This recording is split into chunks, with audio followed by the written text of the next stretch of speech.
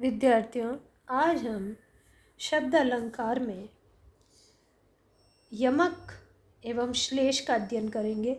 पूर्व की वीडियो में हमने अनुप्रास के विषय में बात की थी। यमक अलंकार, जब एक शब्द दो बार आता है तथा दोनों बार उसके अर्थ अलग अलग होते हैं तब यमक होता है। जैसे ऊंचे घोर मंदिर के अंदर रहने वाली ऊंचे घोर मंदिर के अंदर रहती है।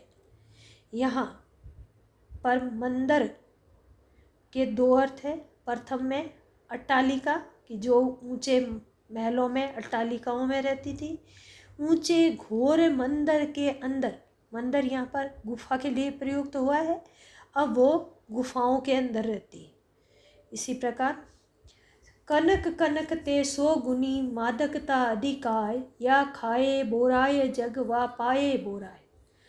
अब यहाँ कनक कनक दो बार प्रयुक्त हुआ है, लेकिन इसका अर्थ दोनों स्थानों पर भिन्न है।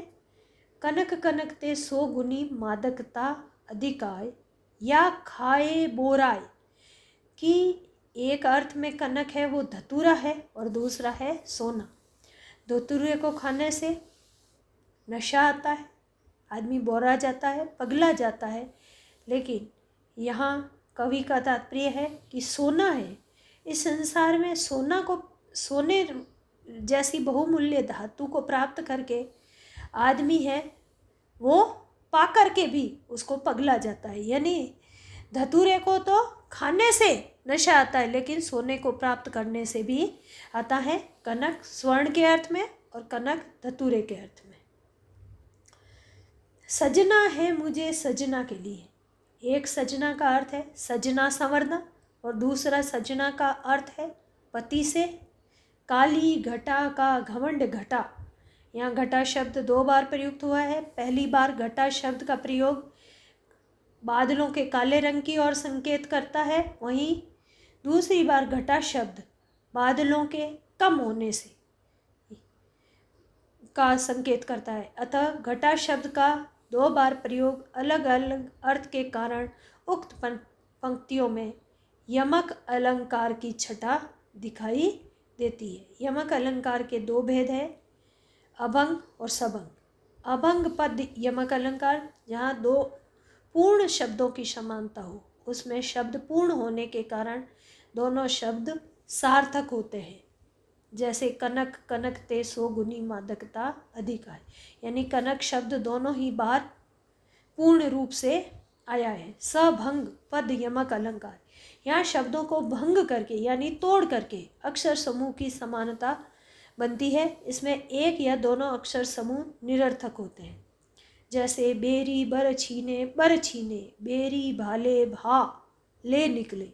यहाँ बर छीने शब्द दो बार आया है, पर यह समान नहीं है। पहले में एक साथ लिखा गया है, वहीं दूसरी बार अलग अलग। यहाँ पर सबंग पद यमक अलंकार है। श्लेष अलंकार, श्लेष का अर्थ होता है चिपका हुआ, मिला हुआ, सम्मिलित। जब एक ही शब्द में हमें उसके विभिन्न अर्थ मिलते हो, वहाँ पर श्लेष अलंकार होता है। यानी जब किसी शब्द का प्रयोग एक बार ही किया जाता है लेकिन उससे अर्थ कई निकलते हैं, तो वह श्लेष अलंकार कहलाता है। जैसे रहीमन पानी राखिए, बिन पानी सब सून, पानी गए न उबरे, मोती मानस चून। इस दोहे में रहीमदास जी ने पानी को तीन अर्थों में प्रयुक्त किया है। पानी का पहला अर्थ मनुष्य के संदर्भ में है, जिसका तात्पर्य विनम्रता, इज्जत से है। रहीम कह रहे हैं कि मनुष्य में कि पानी गए न उबरे, विनम्रता होनी चाहिए। और मनुष्य की जब इज्जत चली जाती है तो उसका कोई महत्व नहीं रहता। पानी का दूसरा अर्थ है आभा, तेज या चमक से, अर्थात चमक के बिना मोती का कोई मूल्य नहीं होता है, और मोती के साथ पानी का अर्थ उसकी चमक और आभा से है। पानी का तीसरा अर्थ जल से है, जिसे आटे चून से जोड़कर दिखाया गया है।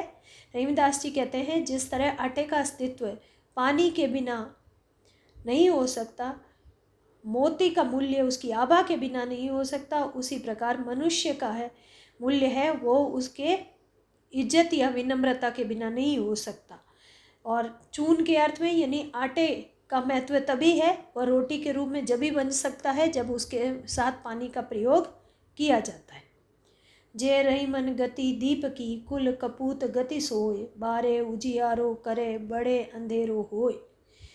इस पद में रहीमदास जी कहते हैं कि दीपक और कुपुत्र के चरित्र को एक जैसा दर्शाने की कोशिश की है। वो कहते हैं कि शुरू में तो दोनों ही उजाला करते हैं, लेकिन बढ़ने पर, बड़ा होने पर, और बढ़ने मतलब दिए के बुझ जाने पर अंधेरा होता है।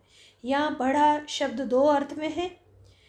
बड़ा यानी बुझ जाना, अंधेरा हो जाना, और कुपुत्र के लिए बड़ा हो जाना। बड़े होने पर पुत्र के द्वारा की जाने वाली कुकृत्य के कारण परिवार में अंधेरा जाता है। शब्द एक ही से है परंतु उनके अर्थ भिन्न है। श्लेष के दो भेद है, अभंग श्लेष और सभंग श्लेष। अभंग श्लेष में शब्दों को बिना तोड़े हुए अर्थ निकलते हैं और सभंग श्लेष में शब्दों को तोड़कर अर्थ निकाला जाता है।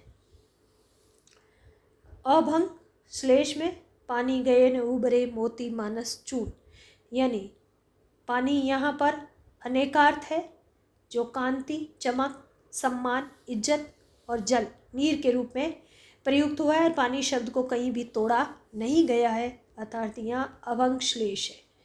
सभंग श्लेष सखर सुकोमल मंजू दोष रहित दूषण सहित, यहाँ सखर का अर्थ है कठोर और दूसरा अर्थ खर दूषण के साथ, स धन खर, अर्थात दूसरा अर्थ सखर को तोड़ करके किया है, इसलिए यहाँ सभंग अलंकार है। धन्यवाद।